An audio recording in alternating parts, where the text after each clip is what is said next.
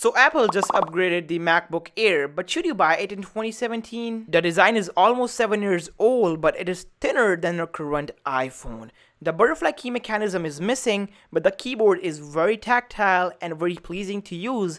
Also, it glows at night.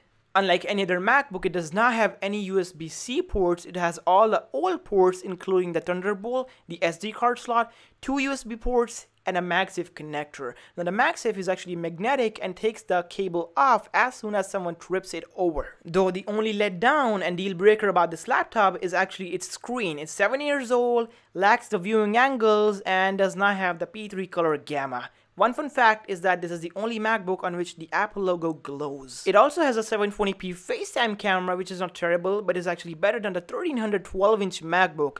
There is a green light next to the camera to indicate that the camera is turned on. The trackpad is actually really nice, but if you press it hard, it'll shake the entire laptop. But the trackpad actually has gestures, so if you pinch it with your 5 fingers, it actually comes up to the launch pad.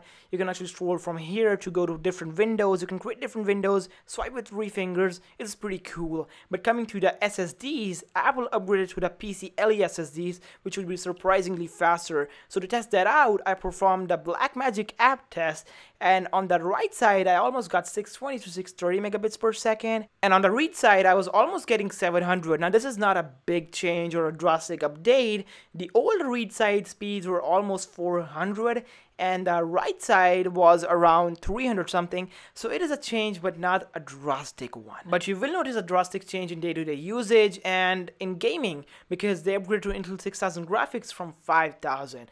Now if you want to do editing, Photoshop, or actually heavy usage on this thing, it gets the job done, but it's not the perfect machine to do this thing because the heat temperature can go really high on this MacBook. Siri works, but it does not have an individual button like the Touch Bar model. But overall, 2017 MacBook Air is a perfect blend between portability and productivity, and you cannot argue more for the price. Now the base model starts around $1,000 and goes up to $1,200 for the 13-inch one, which actually has 8 gigs of RAM, 256 gigs of storage, which is upgradable to 512, 14-hour battery life.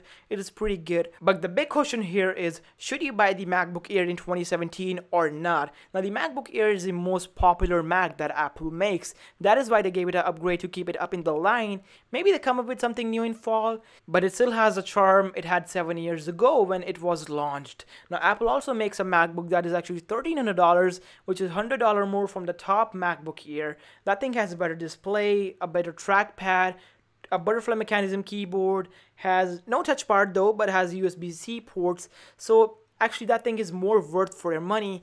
But if you're into design, this thing cannot go wrong. I mean, it has all the old ports, but it's on you. If you want better specs and more worth for your money, go for the newer MacBook without a touch bar. But if you're into design, this thing beats them all.